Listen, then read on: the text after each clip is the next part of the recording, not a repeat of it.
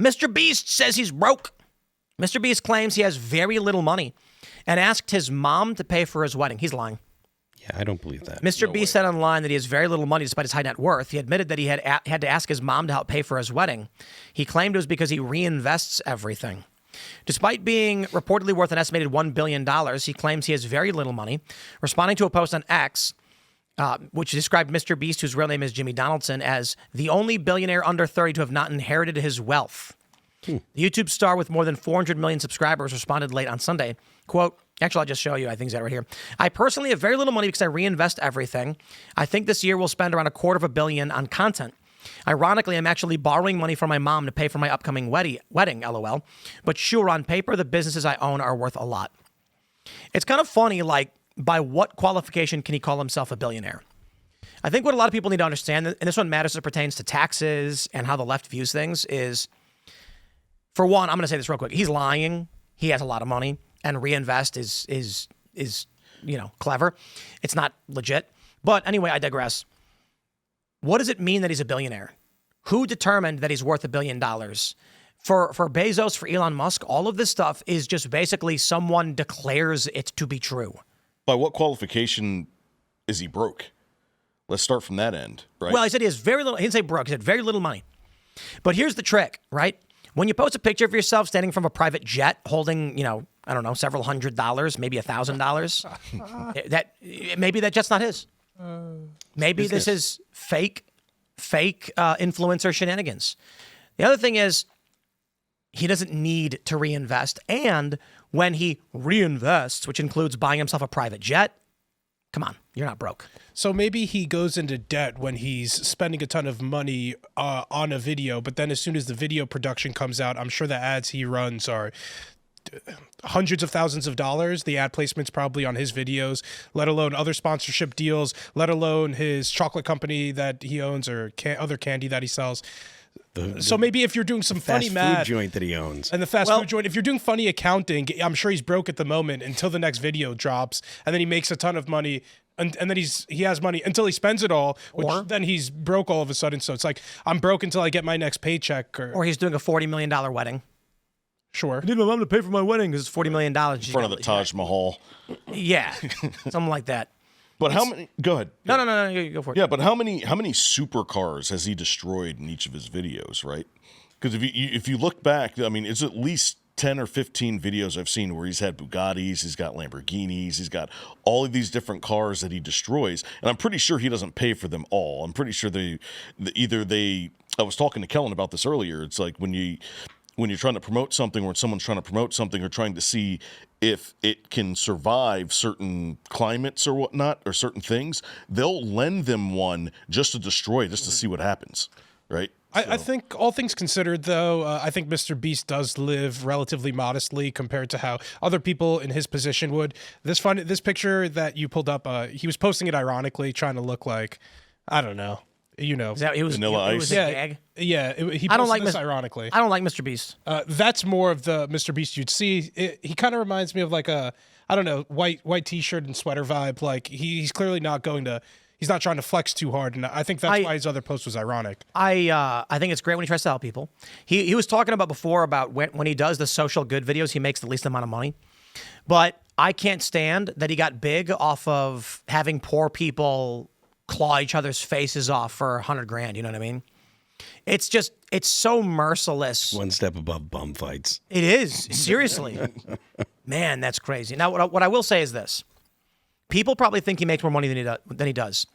So let's say he does a video. Actually, let me just pull up MrBeast on YouTube and take a look at one of his latest videos, and we'll take a look at I'll give you guys I'll give you the breakdown on numbers. I know all the numbers, right? How much money does he make? Things like that. So 10 days ago, let's grab this here. 10 days ago, he got 100 million views.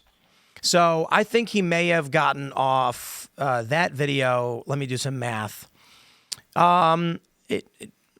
In YouTube view revenue, maybe about $1 million off one video. Maybe more. But then the sponsorships. There's a cap.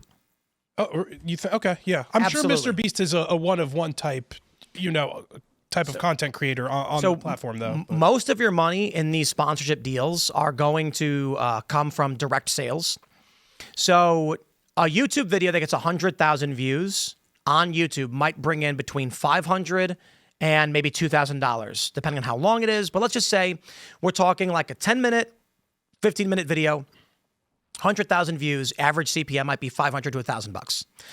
That means that if he's doing 100 million, he might be hitting around, 500,000 to $1 million. But when you do direct sales, you hit on average like a $20 CPM. He can probably sell at a premium, but there's going to be an upper limit. So if you get 1 million views on a show, you should be able to get maybe like $20,000 for one read. Some of the biggest podcasts that are getting like 3-4 million will sell for like 50 grand for a single ad read. But now ask yourself, which companies can afford to spend more than that on a single ad read? Not very many. So when MrBeast is doing ad sales for sponsorships, the companies are probably going, we can't afford $3 million for an ad read. I mean, you have 100 million views. We're not going to give you $2 million for one ad read. We can't do it. Some companies can. So there's going to be an upper limit to how many views he get, how much money he can get off of each view. So he's probably making millions per video. It's probably not as much as people think because it's a diminishing return the more views you get. What do you think of people who call him like the modern day game show host, like our generation's game show host type character? Well, yeah. I mean, he is. But, I'm not a fan. It's not personal. I explored a 2,000-year-old ancient temple. I'm just generally not a fan of this type of like, I don't know, man. He went inside the pyramids because he's rich and was able to do it. Something that people go to prison for life for or can get executed for. Actually, I don't know if they execute you. I think there might be something like that. If you damage the pyramids, you might get the death penalty in Egypt. So, but he's super rich. He can just buy his way in and do all these things. Would you risk drowning for $500,000? That's kind of crazy. Not really a fan of any of it. Like some of these stories, man, are merciless. I was watching one video and it's like somebody is like, my mom's really sick and this $10,000 can, get her help pay for her kidney treatment. He's like, well, I hope you win. And you got to swim through a puddle, through a field of piss. And if you succeed, maybe your mom will live. It's funny because my complaint about MrBeast is that I think the videos are actually kind of soft because I grew up in the Fear Factor era with Joe Rogan of like, I don't know, eat cow balls or some shit and still lose. Like, I gotta be honest. Like those are called Rocky Mountain oysters. And I never understood Fear Factor except for what got the show canceled. But it was like, Fear Factor today, you've got to eat pig intestines. And I was like, I had pig intestine tacos like last week. The Mexican restaurant made them. Chitlins? Yeah. But I guess my point is like, he's a poor man's Joe Rogan. Like, no. He does a worse job than Joe Rogan did on Fear Factor. I'm saying it's like Fear Factor was, in order to win, you have to eat food. And I was like, okay. Like, they made someone eat an eyeball, and I'm like, people eat eyeballs. Like, it's weird to me that people were like, oh no, this part of an animal that is totally edible and safe to eat.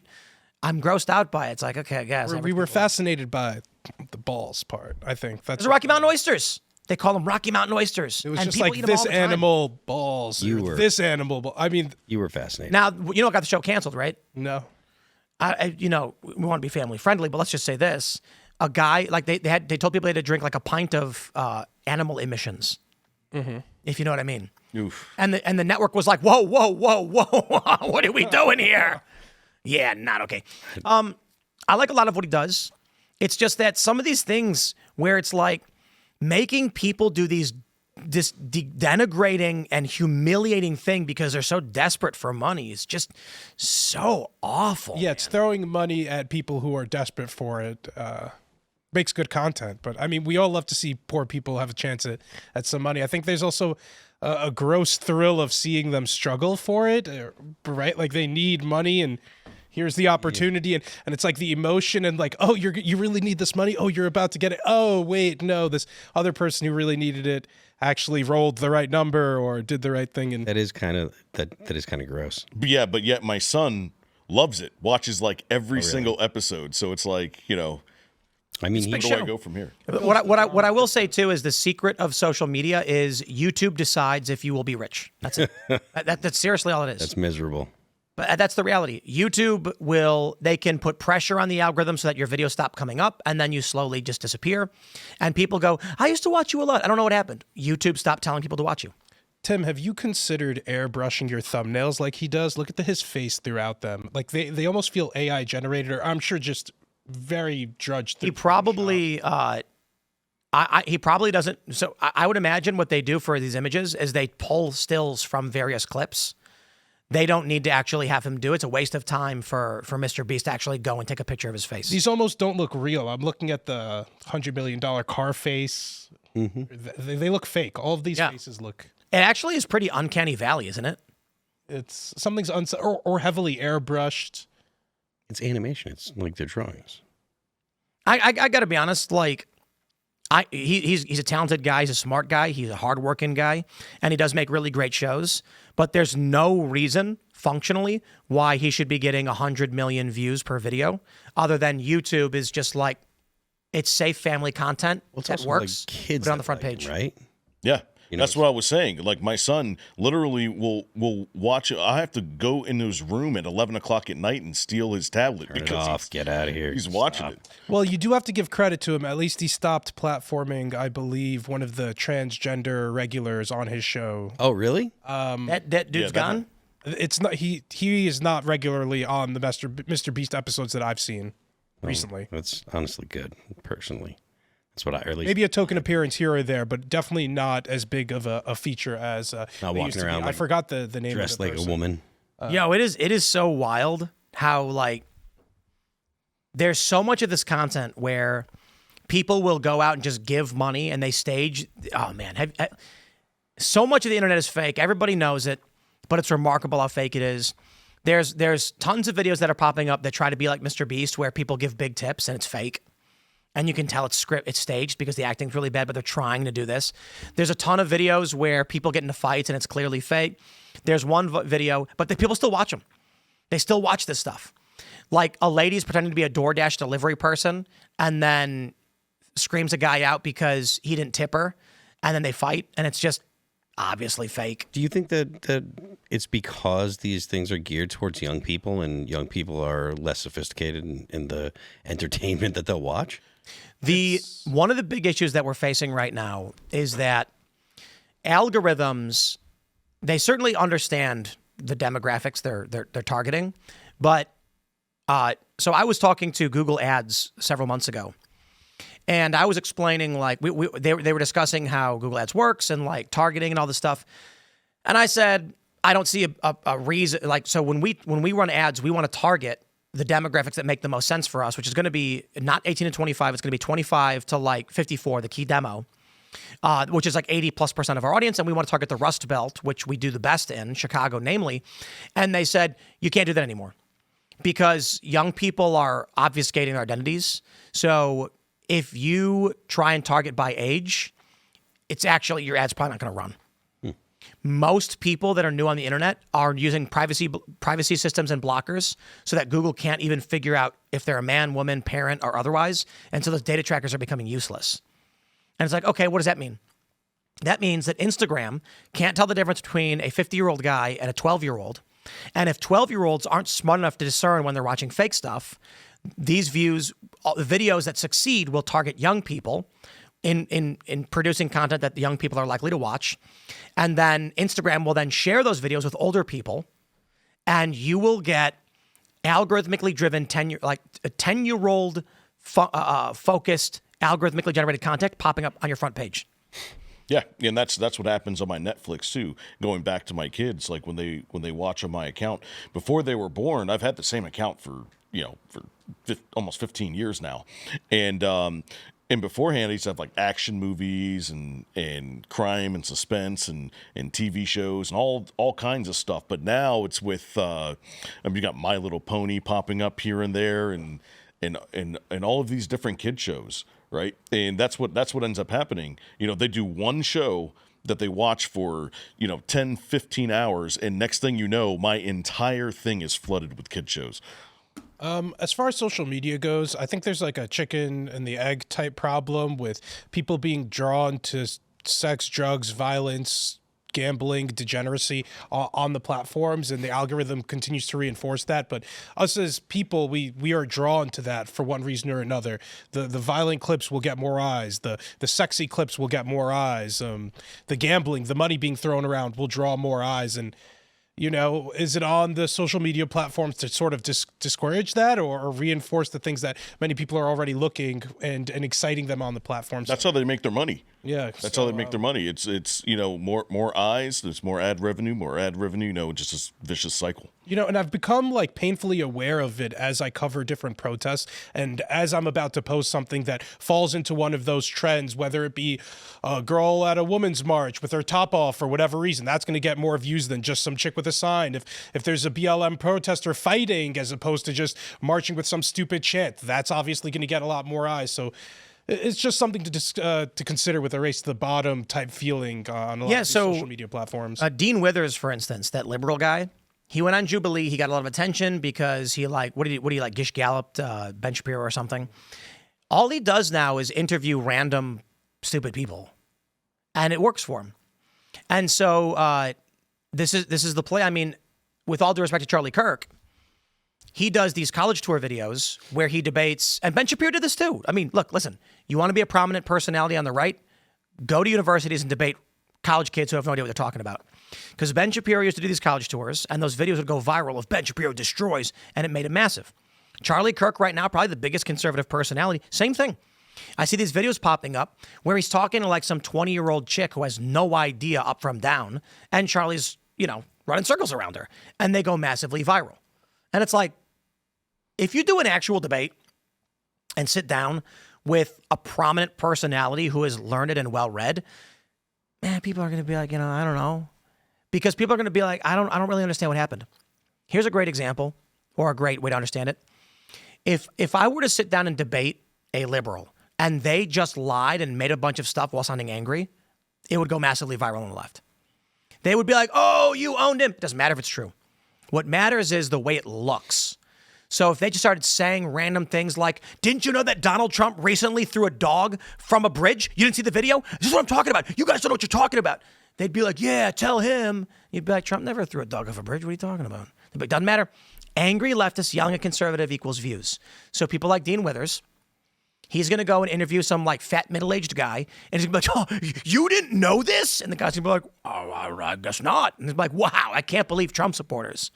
But go actually talk to somebody who's learned, and it's not going to go anywhere. They love their moral righteousness. Dean Withers. It's true for the right, too. I'm saying, like, Charlie Kirk debating some 20-year-old on an issue who doesn't know what she's talking about, and then the whole audience is hooting at her, and he's laughing. They go viral. But, like, have a prominent liberal calmly discuss issues with someone on the right. It's like, get some views. Yeah, I mean, the emotional content is the stuff that drives everything on the internet. What I'm saying is Timcast IRL is now going to be done live from Shepherdstown University, where instead of having guests, it'll just be me sitting in front of the stupidest liberals imaginable, where I just say, you're so dumb the whole time. I was going to say, the first culture war, in-person IRL culture war was really cool. It would be even cooler maybe if you did it on a college campus, invited some libs along. That's the plan. Hey, baby. Well, the plan is actually to have it open and have libs. We had several liberals at the first event come up and join the debate. So that's the plan. Moving forward, we've got several dates lined up. We're doing a few more like we did the first one. And I'm also thinking the strategy for colleges is, or for the show in general, is always personality, not issue. So it's like asking people to debate one issue for 2 hours. It doesn't really work because it's like, we've already said this. How long until you've exhausted the topic and you've made your point? And what else is there to add? We disagree, we agree. But having individuals who have a set of ideals to be challenged allows for 4 or 5 hours. Thanks for checking out this clip from Timcast IRL. Make sure to watch the show live Monday through Friday at 8 p.m. Subscribe to this channel, and we will see you all there.